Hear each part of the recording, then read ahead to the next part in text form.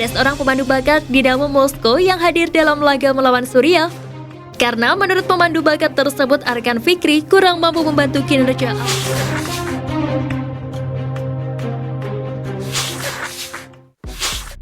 Gembelengan cerdik ala Indra Syafri untuk Timnas U22. Timnas Indonesia U22 terus melakukan persiapan menuju SEA Games 2023 dalam pemusatan latihan di Jakarta. Ada 34 pemain yang dipanggil pelatih Timnas Indonesia U22 Indra Syafri dalam pemusatan latihan kali ini. Dalam latihan di lapangan ABC Senayan, Jakarta pada Selasa 7 Maret, Brevatari dipoles Indra Syafri bermain di posisi yang bukan pos aslinya sebagai gelandang serang atau penyerang lubang. Pelatih Timnas Indonesia U22 Indra Syafri menegaskan pemain skuad Garuda Muda dituntut bisa bermain lebih dari satu posisi. Indra Syafri mengatakan hal ini dilakukan demi meminimalisir kehilangan pemain akibat cedera dan jadwal padat. Mengingat SEA Games 2023 hanya digelar kurang dari 2 pekan. Jadi ada beberapa kemungkinan dari kami melihat pemain yang ada. Kami juga mulai mendesain dari sekarang, mulai dari karakter turnamen SEA Games yang kalau kita masuk grup berisi 6 tim. Maka ada 5 pertandingan, jadi sampai final ada 7 pertandingan. Kira-kira dari sisi fisiknya yang kayak apa yang kita pilih. Terus harus juga ada beberapa pemain yang bermain bisa di 2 atau 3 posisi. Karena tim hanya berjumlah 20 pemain.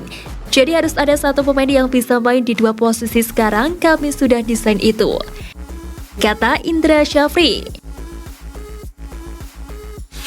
3 pemain Timnas Indonesia U20 paling disorot selama Piala Asia U20. Dava Fasya Sumawijaya. Dari posisi penjaga gawang terdapat nama Dava Fasya Sumawijaya. Kiper Borneo FC itu tampil reguler sejak turnamen mini di Jakarta lalu. Dari 3 laga turnamen mini, Dava hanya sekali absen, yakni kala Timnas Indonesia U20 dikalahkan Selandia Baru U20 dengan skor 1-2. Pada Piala Asia U20 2023, posisi Dava di bawah Bistar tidak tergantikan. Tak hanya langganan starter, Dava juga tampil apik selama di Uzbekistan. Dari 3 laga, Dava hanya 2 kali kebobolan. Dava juga mencatat 2 clean sheet beruntun di 2 laga terakhir Timnas Indonesia U20. Padahal gawangnya digempur habis-habisan oleh Suriah U20 dan Uzbekistan U20. Hugo Samir. Kualitas Hugo Samir sudah tercium sejak pada turnamen mini. Kecepatan yang dimiliki Hugo Samir mampu membuat tim lawan pusing 7 keliling. Tak ayal di Piala Asia U20 2023, Hugo dijadikan kartu as bagi Sintayong. Robby Darwish. Robby Darwish menjadi tumpuan Sintayong di pos gelandang bertahan Timnas Indonesia U20. Statistiknya pun menunjukkan bahwa Robby merupakan pemain Timnas Indonesia U20 yang menjadi poros permainan Timnas Indonesia U20. Dikritik pemandu bakat tim Eropa, Sintayong pasang badan.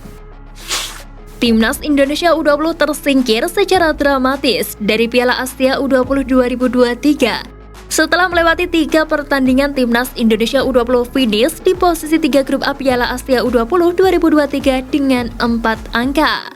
Ajang ini juga menjadi tempat untuk para pemain muda untuk bersaing menunjukkan kualitasnya di atas lapangan. Tak terkecuali Timnas U20.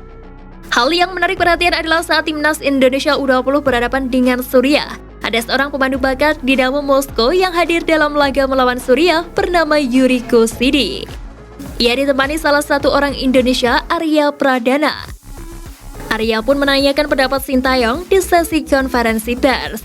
Karena menurut pemandu bakat tersebut, Arkan Fikri kurang mampu membantu kinerja Ahmad Maulana di lini tengah. Sintayong pun langsung pasang badan mendengar penampilan anak asuhnya dikritik. Ya, semua orang punya pendapatnya masing-masing. Arkan secara teknik sebenarnya pemain bagus.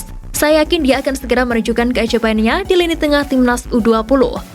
Saya juga meminta Anda untuk tidak menjudge kualitas permainan Arkan hanya dari 1 laga saja.